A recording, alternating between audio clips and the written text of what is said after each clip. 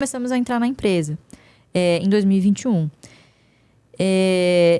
E algumas coisas ali que foram ditas, não, ano que vem vai dar lucro, nananana, a gente começou a perceber, bom, eu acho que não é bem assim.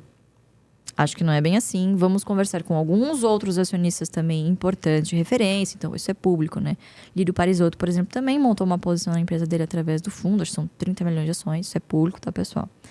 E a gente sentou e falou assim, vamos sentar mais ativamente na administração da empresa para ver o que a gente pode fazer. Primeiro, se certificar.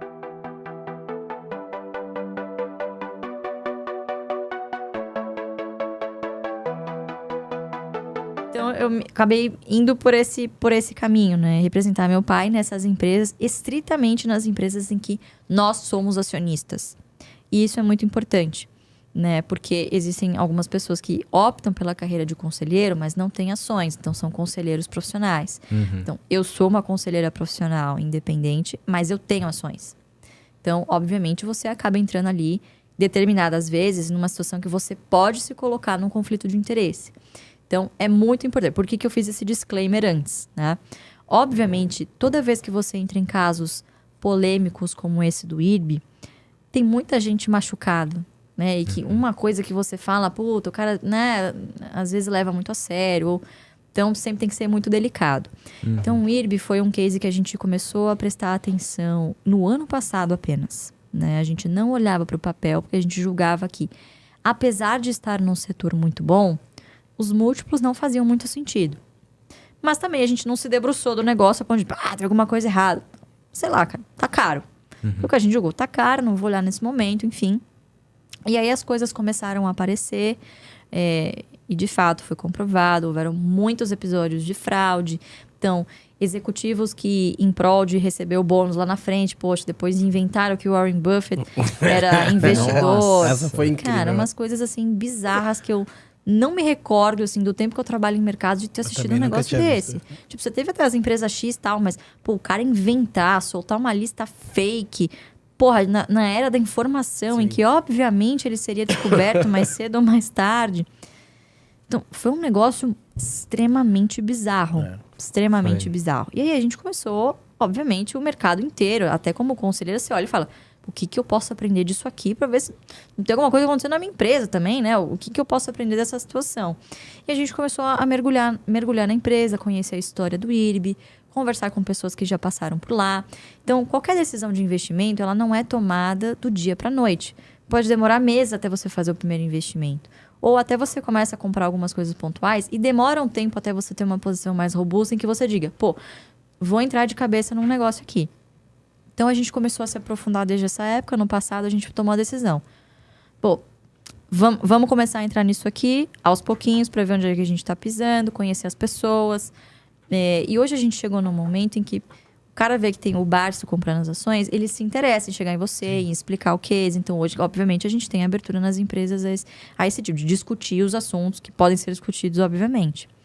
E começamos a entrar na empresa em 2021. E algumas coisas ali que foram ditas, não, ano que vem vai dar lucro, nananana, a gente começou a perceber, bom, eu acho que não é bem assim. Acho que não é bem assim. Vamos conversar com alguns outros acionistas também importantes de referência. Então, isso é público, né? Lírio Parisotto, por exemplo, também montou uma posição na empresa dele através do fundo. Acho que são 30 milhões de ações. Isso é público, tá, pessoal? E a gente sentou e falou assim, vamos sentar mais ativamente na administração da empresa para ver o que a gente pode fazer. Primeiro, se certificar que a situação que ocorria antes de fraude, de controles internos, não se repita mais. Então, qual que é a função do comitê de auditoria? É assessorar o conselho de administração no que tange às informações contábeis, no que tange aos processos de controles internos, normativos, auditoria interna. Então, sempre acompanhar os riscos mais materiais, esse tipo de assessoramento. Então, são reuniões praticamente quinzenais, quando não semanais. Isso é muito comum em empresas em que estão passando por alguma situação mais sensível, vamos dizer assim, né? E a gente começou a perceber que o case estava se deteriorando de novo no início desse ano, quando a empresa começou a soltar algumas informações no seu balanço de que, olha, pode ser que a gente dê mais prejuízo aqui e vamos precisar capitalizar de novo. Aí a gente falou, não, vamos entrar ativamente e ver como é que a gente pode ajudar nesse sentido. Como a gente vê hoje, a maneira que a gente pode mais ajudar? Comunicação. O problema do IRB hoje, além do prejuízo, obviamente, o negócio ainda não está bem, é a crise de confiança com a empresa. E, obviamente, né? Então, hoje, como membro do comitê de auditoria, o que eu me certifico de prontidão?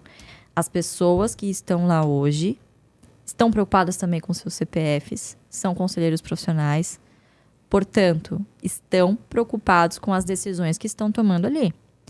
Todo mundo está muito ciente que qualquer decisão tomada no IRB hoje, cara, vai ser olhada assim, na lupa, né? Por outro lado, como acionistas, nós nos comprometemos. Olha, vai ter subscrição, entendemos, vai precisar capitalizar. Ok, vamos colocar dinheiro, nós vamos colocar 10 milhões de reais. Apesar de termos 26 milhões de ações, quase 30 milhões de ações.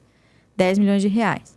E aí, se realmente o que vocês estão falando, soltando nas demonstrações, legal, agora o setor vai melhorar, aí sim.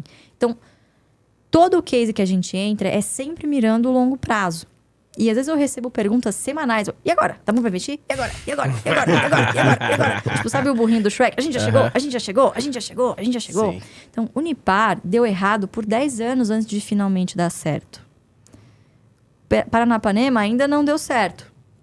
Taurus já deu certo, já deu muito certo, né? Entre outros, vários cases ao longo do tempo, que as pessoas às vezes vão se esquecendo, mas que demandaram tempo, demandaram muita paciência, né? Então, outra coisa para se denotar também sobre o IRB é que é o seguinte, cases de turnaround na nossa carteira não excedem mais do que 3% do patrimônio.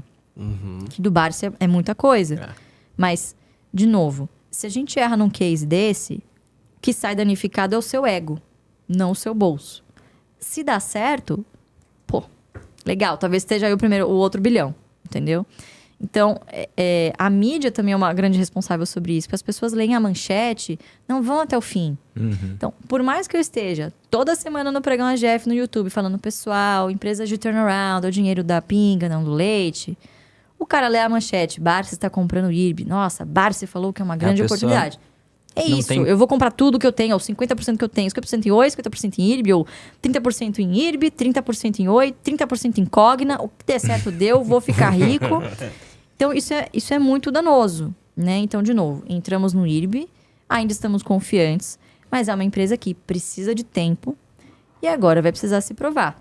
Então, o que eu posso dizer para quem está assistindo é, como membro do comitê de auditoria, eu preciso me certificar de que os controles internos estão ok, de que a SUSEP está fiscalizando de fato o que precisa ser fiscalizado, que também é o órgão que está em cima.